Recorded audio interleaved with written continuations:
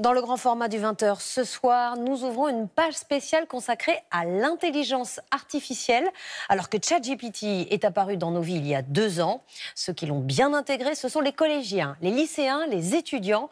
L'IA est un outil de triche qui permet de rédiger des devoirs et de passer des examens. L'enquête de Jules Longchamp, Olivier Gardette et Emmanuel. Si tricher ne s'apprend dans aucun livre, la nouvelle génération a trouvé sur les écrans la solution. Pour les devoirs, l'intelligence artificielle rédige, compte, réfléchit sur demande à la place des étudiants. Dans 90% des cas, c'est super fiable. Ça peut donner au lycée des 15 assez facilement. Donc, Les cours de langue, ça peut donner des 20. Ça me fait gagner plusieurs heures. En fait. Comme ça, moi, je peux passer à autre chose en attendant. ChatGPT, Claude, Gemini. Avec ces applications gratuites qui ont réponse à tout, jamais une bonne note n'a été aussi facile à obtenir. Un nouvel Eldorado, partagé sur les réseaux sociaux, quand la cour de récré se transforme en manuel du parfait tricheur. Tu vas pouvoir rendre des devoirs ou rendre des dossiers sans jamais avoir à taper une seule lettre sur ton clavier. Tout commence au moment de dégainer son stylo. Marie, lycéenne, 16 ans, a accepté de témoigner, à condition de rester anonyme.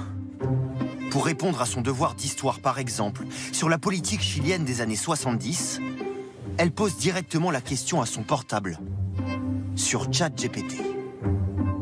Qui était le nouveau président élu démocratiquement en 1970 ? Et du coup, là, il me répond. Il dit le nouveau président élu démocratiquement en 1970 au Chili était Salvador Allende. Il est devenu le premier président marxiste à accéder au pouvoir par des élections libres en Amérique latine. Des réponses en quelques secondes que Marie a désormais juste à recopier. L'application s'avère aussi très utile en géographie, mathématiques et même en philosophie, pour rédiger une dissertation par exemple. Pour aller plus vite, elle peut prendre en photo son devoir, l'application comprend tout et rédige à sa place. Parfois, je peux lui demander d'écrire de manière un peu plus maladroite pour que les profs voient encore moins que c'est ChatGPT. Là, par exemple, j'ai eu 17,5 sur 20 et le prof m'a dit que mon travail était très complet et décrit et assez sérieux. Sans ChatGPT, ma note elle aurait été divisée par 2. Moi, j'ai une classe où je pense que 80% de la classe utilise quand même. Il y a des profs qui voient rien, du coup, il y en a qui trichent énormément et même pendant les contrôles, ils sont sur ChatGPT. Marie est loin d'être un cas isolé. Aujourd'hui, un étudiant sur 2 utiliserait ChatGPT, application la plus téléchargée sur smartphone. En France, l'ampleur du phénomène mène la vie dure aux professeurs depuis 2 ans, du collège jusqu'aux études supérieures. Par exemple, à Strasbourg. Une vingtaine d'étudiants repassent un examen après avoir triché. Lyon. Un professeur découvre que ses élèves ont fait rédiger leur copie par ChatGPT. Nancy. Ici, l'une des premières témoins de cette supercherie, la voici.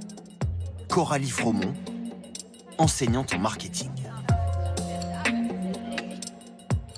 Une vague. Une vague nous a submergés. Ils ont utilisé l'IA. Nous, on ne l'avait même pas encore utilisé. Je ne savais même pas comment ça marchait.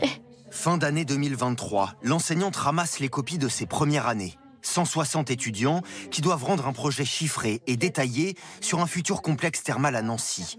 Un devoir où, en secret, la grande majorité des élèves s'est aidée de ChatGPT, extrait d'un devoir où l'étudiant a reconnu avoir triché. Les curistes recherchent des traitements thermaux qui offrent une réelle efficacité pour soulager leur affection spécifique. Alors je doute même qu'ils savent ce que veut dire affection spécifique. Pour des étudiants qui sortent de lycée, moi je dis chapeau s'ils savent déjà tout ça. Quand vous lisez un roman, vous avez de l'émotion dans le texte que vous lisez. Sauf que là, il n'y a aucune émotion qui se dégage. C'est tellement neutre et impersonnel que ça ne peut pas être un étudiant qui l'ait fait. Aujourd'hui, il vaut mieux les interroger directement à l'oral, donc soit individuellement, soit en groupe. Pour continuer d'utiliser ChatGPT même en classe, certains élèves se risquent même à une opération camouflage, comme dissimuler l'intelligence artificielle dans sa calculatrice à l'aide d'un micro-logiciel. Montrer comment faire pour installer ChatGPT sur n'importe quelle calculatrice. Tu appuies sur menu config une fois, et là 2 fois, et là GPT silence, tu vois. Tu fais une grâce lettre ici, tu vois, tu peux créer directement ta question, ça marche avec celui-ci, avec celui-là aussi, la réponse elle s'affiche. Pour le coup, tu peux vraiment mettre des questions hyper corsées en mathématiques. La contre-attaque des professeurs ne s'est pas faite attendre. À Montrouge, Alain Bonamy, responsable des études d'un institut public, a décidé avec son école de s'équiper d'un détecteur anti-ChatGPT pour plusieurs milliers d'euros. Capable d'analyser chaque devoir, traquer l'IA, paragraphe par paragraphe. Tous les paragraphes en bleu sont générés et modifiés, améliorés par ChatGPT. Sur l'écran, un pourcentage de texte suspect et un code couleur. Vert, travail réglementaire. Rouge, utilisation massive de l'IA. On a un texte potentiellement généré par IA générative, 55%. C'est énorme. Donc j'ai convoqué l'étudiant et l'étudiant a convenu qu'il l'avait totalement utilisé. Pourquoi on ne peut pas interdire? Parce que le phénomène est trop massif, trop important. Et on passerait notre temps à faire des commissions disciplinaires. À chaque compte-rendu du logiciel pour un seul devoir, Alain Bonamy passe 1 heure à décortiquer les résultats. Trop de temps perdu. Alors le professeur a décidé de changer de méthode dès l'année prochaine. On admet l'utilisation de l'IA générative de ChatGPT, mais on référence à chaque fois, systématiquement, la façon dont on l'utilise. Par exemple, pour un mémoire en Master 2 de 70 à 80 pages, la règle anti-plagiat, c'est 10% d'utilisation. On a droit à 10%. Voilà. Donc là, si on pouvait être à 10%, 10-15%, ce serait pas mal pour l'IA générative, je pense. L'intelligence artificielle n'a pas fini de s'immiscer dans les copies. Pour le milliardaire Elon Musk, c'est même un nouveau monde. Adieu les devoirs. Contacté, le ministère de l'Éducation nationale dit avoir conscience des usages de triche avec l'IA.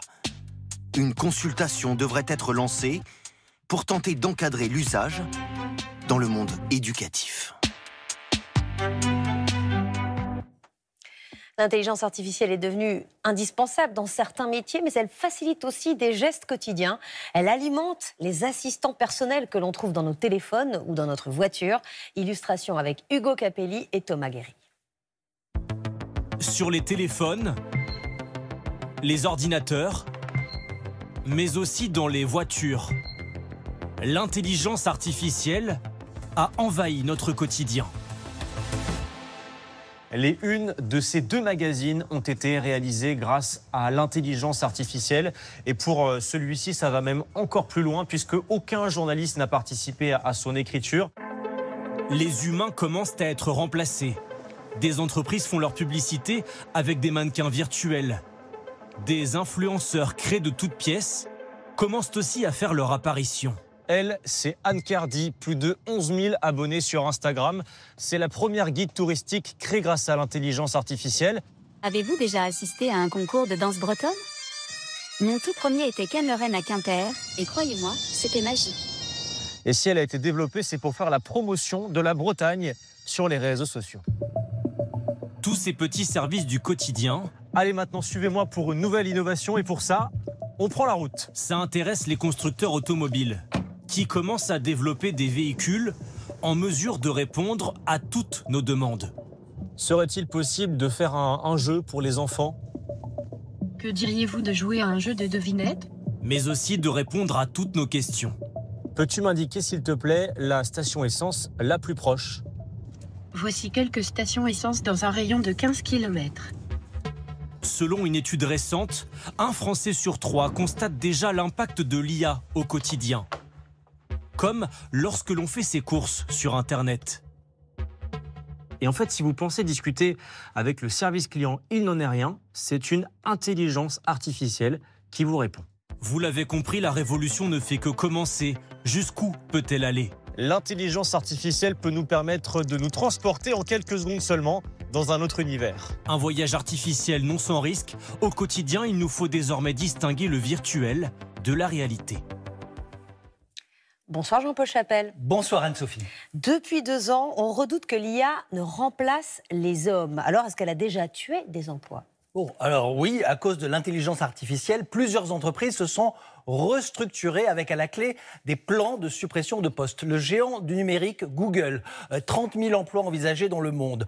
Plus près de nous, IBM France, 135 postes. Ou encore, tout récemment, une entreprise de communication qui comptait supprimer 217 emplois en région parisienne, remplacés par des logiciels IA. Bon, c'est encore en discussion. Alors certes, il y a des suppressions de postes, mais dans le même temps, des emplois ont aussi été créés dans ce secteur de l'intelligence artificielle. Je reconnais bien votre optimisme, votre côté positif, mais quels sont les emplois qui sont menacés, Jean-Paul ? Alors, en fait, tous les emplois seront plus ou moins concernés. Mais ceux dont les tâches sont répétitives, ceux qui nécessitent des calculs ou encore ceux qui font un travail de tri risquent d'être remplacés en premier. En tête des plus menacés, les comptables, les télévendeurs, les secrétaires ou encore les cadres de banque, les traducteurs, les architectes, selon une étude d'un professeur d'économie à HEC. À l'inverse, les emplois plus manuels ou pour lesquels la relation humaine est essentielle, comme les concierges ou encore les kinésithérapeutes,